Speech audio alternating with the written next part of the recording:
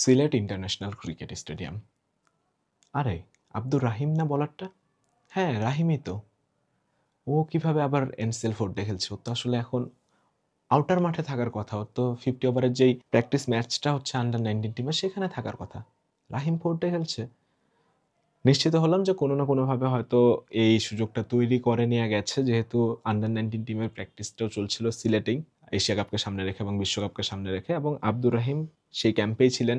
রাজশাহী বিভাগের খেলাটাও সিলেটে চলছিল। তো যেহেতু সিলেটেই খেলা চলছে, সেই জায়গা থেকে হয়তো কোনো না কোনোভাবে একটা ব্যবস্থা করা গেছে যে আব্দুর রাহিমকে ময়মনসিংহ বিভাগের এগেইনস্টে ম্যাচটাতে রাজশাহী দল খেলাবে এবং খেলিয়েছেও। তো স্বাভাবিকভাবে রাহিমকে নিয়ে এর আগেও আমি একটা কন্টেন্ট করেছিলাম। রাহিমের গল্পটা সবার সামনে তুলে ধরেছিলাম এবং রাহিম কতটা প্রমিজিং একজন পেসার এবং রাহিম ভবিষ্যতে কত ভালো মানের একজন পেস বোলার হতে পারেন, সেই ব্যাপারগুলো নিয়েও আলোচনা করেছি। আপনাদের অনেক মন্তব্য দেখেছি, পড়েছি। আমার নিজেরও ভালো লেগেছে। তার বয়সটা নিয়ে অনেকের অনেক কথা ছিল। পরবর্তীতে আমি একটা ইন্টারভিউ কিন্তু তার বয়সটাও ক্লিয়ার করেছি। তিনি নিজেও নিশ্চিত করেছেন যে তার বয়স 15 বছর। বাট বয়সের দিকে না যাই, ধরে নিলাম তার বয়স 15, 16, 17, 18 যেটাই হলো, মানে আপনাদের সুবিধার্থেই, কারণ বয়স নিয়ে ডিসকাশনটা আসলে মানে না। রাহিমের কোন জিনিসটা এখন হুট করে নতুন লাগছে আপনাদের কাছে? একটু দেখুন তো তার বোলিং, খুঁজুন তো নতুন কিছু পান কিনা। আমার কাছে সামহাও একটা জিনিস আকৃষ্ট করেছে রাহিমের, যে জিনিসটার জন্য আমি মাঠে শুধুমাত্র তার বোলিংটা দেখার জন্য বসেছিলাম। নতুন কিছু খুঁজছিলাম এবং যখন দেখলাম যে আরে হ্যাঁ, এই জিনিসটা তো ওকে আলাদা করে অন্য অনেকের থেকে। কেননা আপনি দেখবেন যে পেস বোলারদের এগ্রেশন তো থাকাটা খুব স্বাভাবিক। বিশেষ করে টেস্টের বোলার যারা, তারা তো খুব স্বাভাবিকভাবে খুব এগ্রেশন নিয়ে বোলিং করার চেষ্টাটা করেন। ব্যাটসম্যানের মাইন্ড নিয়ে খেলেন, ব্যাটসম্যানকে মানসিক দিক থেকে একটু পিছিয়ে রাখার চেষ্টা করেন। মানে সবকিছুই তারা ট্রাই করেন। তো ওই জায়গা থেকে এগ্রেশন খুবই কমন একটা ব্যাপার। আব্দুর রাহিমেরও এগ্রেশন আছে, কিন্তু এই এগ্রেশন হাসি দিয়ে বের হয়।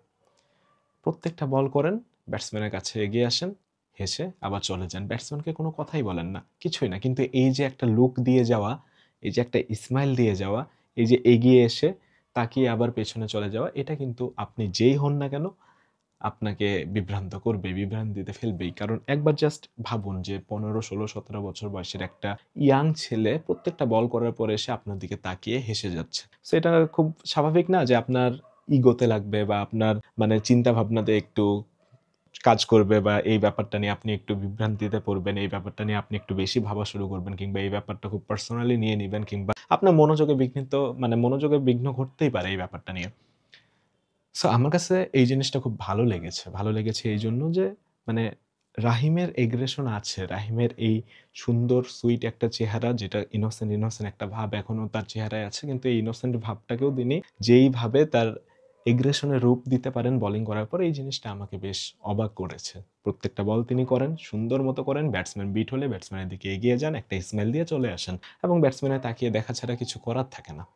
এই জিনিসটা যখন আমি নোটিস করছিলাম, তখন আমি আগের ম্যাচেও ফিরে যাওয়ার কথা ভাবছিলাম। আগের ম্যাচের ফুটেজগুলোর কথা ভাবছিলাম যে ওই জায়গাটাতেও তো এই ব্যাপারটা নিশ্চয়ই ছিল এবং আমি হয়তো এই জিনিসটা ইগনোর করে গেছি, কিংবা এই জিনিসটা খুব মানে তিনি এত ভালো বোলিং করেছিলেন যে এই জিনিসটা নিয়ে হয়তো কথা বলার প্রয়োজনও সেভাবে মনে করিনি, কিংবা বলা হয়নি। পরবর্তীতে রংপুরের এগেইনস্টে ম্যাচের ফুটেজগুলো যখন দেখছিলাম, তখন বুঝলাম যে অ্যাকচুয়ালি রাহিম এভাবেই বোলিংটা করেন। তখন আরো এক নতুন ছিলেন, তখন একেবারেই নতুন ছিলেন। তো সেই জায়গা থেকে হয়তো কিছুটা জড়তা তার মধ্যেও ছিল যে যাবেন কি যাবেন না, ব্যাটসম্যানকে কিছু বলবেন কি বলবেন না, কিংবা ব্যাটসম্যান সামনে যারা আছেন সিনিয়র অনেক প্লেয়ার, নামের দিক থেকে অনেক বড় ব্যাটসম্যানরা তার এগেইনস্টে ব্যাটিং করছিলেন। তো তাদের দিকে গিয়ে লুক দেবেন, হাসবেন কি হাসবেন না, কিভাবে ডিল করবেন, এই ব্যাপারগুলো নিয়ে তিনি কিছুটা কনফিউজ বোধহয় তখন ছিলেন, এটা আমার মনে হয় এখন যখন ফুটেজগুলো দেখি। কিন্তু ওই যে রংপুরের এগেইনস্টে অমন বোলিং করার পর, এমন বড় বড় ব্যাটসম্যানদেরকে আউট করার পর যে কনফিডেন্সটা তিনি পেয়েছেন, যে নামটা তিনি কুড়িয়েছেন, যে সাফল্য দেখাটা পাওয়ার পর যে প্রশংসাগুলো হচ্ছে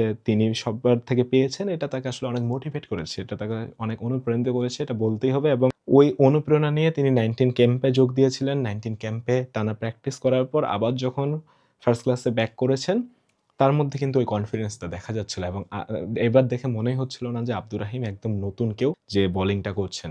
দেখে মনে হচ্ছিল যে আব্দুর রাহিম এই ফরম্যাটটাতে অনেক লম্বা সময় ধরে খেলে আসছেন এবং তিনি জানেন কেমনে ব্যাটসম্যানের মনোযোগে বিঘ্নতা ঘটানো যায় এবং কেমনে ব্যাটসম্যানকে তার চিন্তাভাবনা বদলে ফেলার জন্য বাধ্য করা যায়। সো আব্দুর রাহিম এই জিনিসটা খুব ভালো মতো পারেন। আব্দুর রাহিম এখন অব্দি এই টেস্টে 21 ওভারের মতো বোলিং করেছেন, 2 জন ব্যাটসম্যানকে আউট করেছেন, 2 জনই রাইটি ব্যাটসম্যান এবং রাহিমের কথা শুনলে বোধহয় আপনাদেরও বুঝে যাওয়ার কথা। এই ছেলের উইকেট পেলে সবচাইতে বেশি উইকেট ওই রাইটি ব্যাটসম্যানের এগেইনস্টে পাওয়ার কথা। তার যে সুইংটা এত ভালোমতো ভিতরে ঢুকে এবং বেশ গতির সাথে ভেতরে ঢুকে। সো স্বাভাবিকভাবেই তার সুইং এর এগেইনস্টে খুব ভালোমতো খেলাটা অনেক সময় ডিফিকাল্ট হয়ে যায় রাইটি যেকোনো ব্যাটসম্যানের জন্যই। কিন্তু রাহিমকে আসলে লেফটি ব্যাটসম্যানদের এগেইনস্টেও ভালো করতে জানতে হবে। সময়ের সাথে, সাথে আব্দুর রাহিমকে এই জিনিসটা আয়ত্ত করতে হবে। বল শুধু লেফটি ব্যাটসম্যানের সময়ে বাইরে নিয়ে গেলেই হবে না। রাহিমকে এটাও জানতে হবে যে বল ভিতরে কেমনে ঢোকাতে হয় এবং রাহিমকে এই জিনিসটা খুব জলদি আয়ত্ত করতে হবে। একবার ভাবুন একটা পেসার রাহিমের মতো উচ্চতার একজন পেস বোলার যার মধ্যে বাকি সবকিছু আছে। এই পেস বোলারটা যদি ২ দিকে সুইং করাতে পারেন একই জায়গা থেকে, কি দারুণ একটা ব্যাপার হবে। যেকোনো ব্যাটসম্যানকে তিনি কিন্তু বিভ্রান্তিতে ফেলে দেবেন এবং যেকোনো ব্যাটসম্যানের জন্যই তিনি আসলে তখন অনেক ভয়ের একটা নাম হবেন।